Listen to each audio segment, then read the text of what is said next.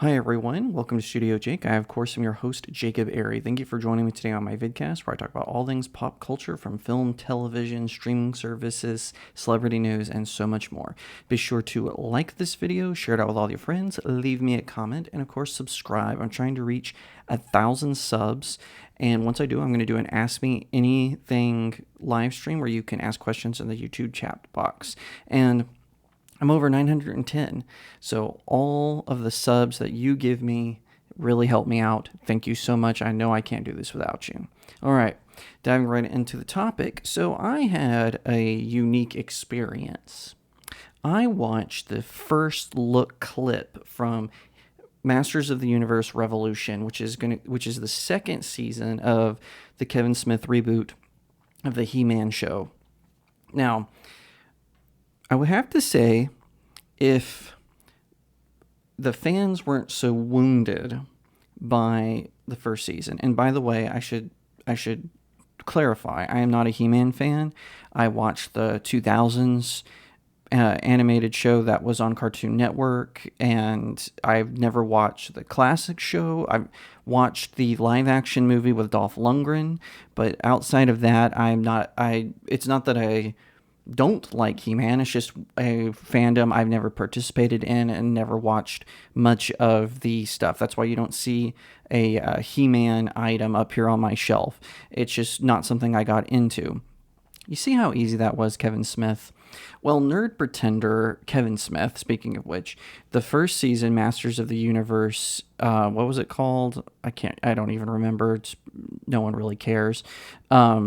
It was a disaster. So after trailers for part 1 and part 2 of the first season showing off He-Man, it turned out that it was a bait and switch. The show was really about Teela and how she gets, and spoiler alerts, she gets her destiny. But I guess in the mythology of the He-Man universe, whenever a character becomes the sorceress of Castle Grayskull, they can't leave. They have to stay in. But Teela, because she's so special, she's a woman who don't need no man, she becomes the sorceress, but then she's allowed to leave Grayskull. It's absolutely ridiculous. So again, it was, the advertisement for it was very He-Man heavy. They did an 80s song, Holding Out for a Hero, and a lot of the advertising for it. Posters prominently featured He-Man and Skeletor being the main antagonist.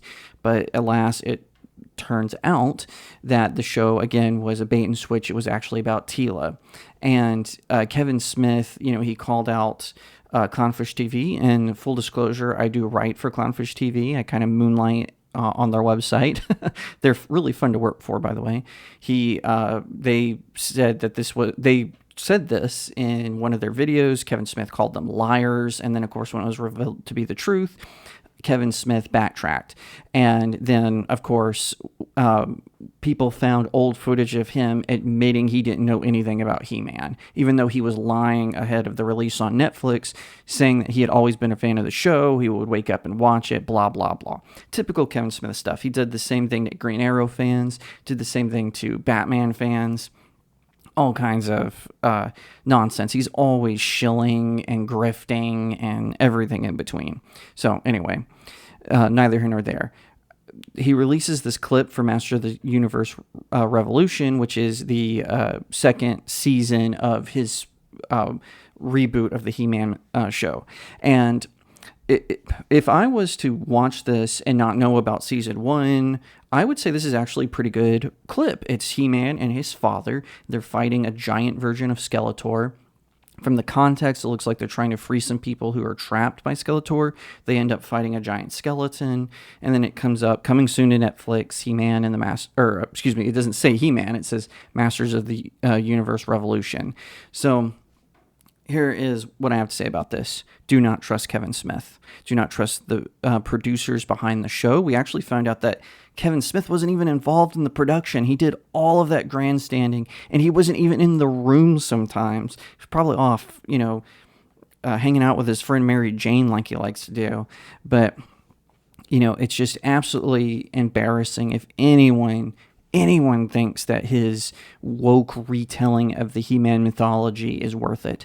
And like I said, I am not an expert in He-Man, so I don't know any of the characters outside of the main ones. Like I said, I watched the early 2000s version, and even that, I don't even think I saw the second season of that. Just watched season one, and it's really tragic that properties like He-Man, like Batman, like the Avengers, and Star Wars, Doctor Who, they're all being forced into this woke, beyond politically correct nonsense. And like I said, the clip on its own looks fine, but in the context of what we know, I'm cautioning, do not trust Kevin Smith. He's a liar. He is a fraud. And he is not even a real nerd. I don't care what he says. He's a fake nerd. He doesn't know anything about comic books. He just grifted onto us because he saw that there was a niche that needed to be filled.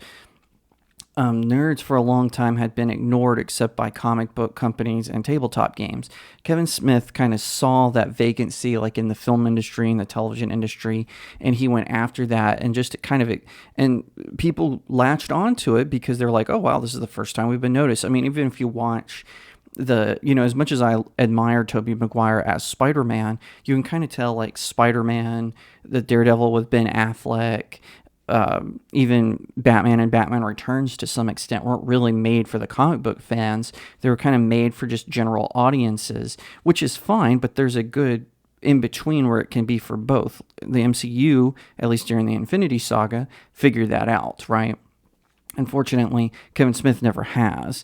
I remember he had a voice cameo in the Teen Titans: The Judas Contract, which was an animated adaptation of that storyline. It was featured in the DC animated movie universe. And I was like, why is he even in here? He wrote 2 of the worst selling Batman story arcs, Cacophony and the Winding Gyre, whatever it is. Absolutely embarrassing stuff. DC wouldn't even let him finish. He was supposed to do a trilogy of 3 miniseries. The sales were so terrible, and this was even before woke was even really a thing. But he kind of launched that of making Batman this lame character who's overly emotional, and he's a bad mentor, and everyone hates him. Kevin Smith was kind of part of that movement, and certainly Cacophony and the Winding Gyre, whatever it is, expanded on it.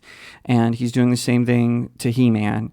And despite how awesome the animation is, and I would even say the voice cast isn't bad, it's not worth it. You're only going to get hurt. I consider myself a Trekker. I have been hurt by Star Trek ever since Star Trek Discovery. I gave it a chance. What's kind of funny is I liked the captains, because Star Trek Discovery focuses on a character who's not a captain, right? I think later they make her a captain, but it focuses more on this other character. But season 1 and season 2, I liked watching the captains better. They were more interesting. Daniel Craig played the captain in season 1, and of course Anson Mount played Christopher Pike in season 2. I haven't seen Star Trek Strange New Worlds. I've kind of heard mixed reviews, because I know guys like me here on YouTube, they don't really like it. They think it's lame. But then I've heard from other people are like, oh no, it's not as good as like the original series or the Next Generation era, but it's not bad. It's just not as good. But then I'll see clips like that weird one where Spock's eating bacon for the first time. Golly, spare me. I don't know where Hollywood finds these weirdos to write their stuff like Kevin Smith. But Kevin Smith's been around for a while. I don't see him ever, leaving the scene. I just think that for the time being, we're kind of stuck with him just being around, and he's going to continue to ruin franchises. That's kind of what he does. He's kind of like J.J. Abrams. J.J. Abrams used to be this really good kind of new on the scene director, but then him and Kevin Smith, of course I know Kevin Smith's been around since the 90s, but the two of them, whenever they get attached to another property, they always find a way to ruin it. And I hate to say it to all you He-Man fans out there, I think that's going to happen again. Your heart's going to get broken by Netflix when it comes to Masters of the Universe. Thank you so much for watching this video. I hope that you'll give it a thumbs up, that you'll leave me a comment and tell me what you think, that you'll share it out with your friends, and of course, consider subscribing to Studio Jake. I cover all kinds of nerd and pop culture topics, including film, television, anime, comic books, and so much more. I hope that you'll also head over to my main website, StudioJakeMedia.com, where I have even more news, views, and commentary. Also, if you'd like to support the channel, head over to my locals page. That's studiojakemedia.locals.com. It's the best way to support me. I'm trying to build a little community there. I have exclusive reviews and articles, so definitely head over there and check it out. And I'll see you next time right here on Studio Jake.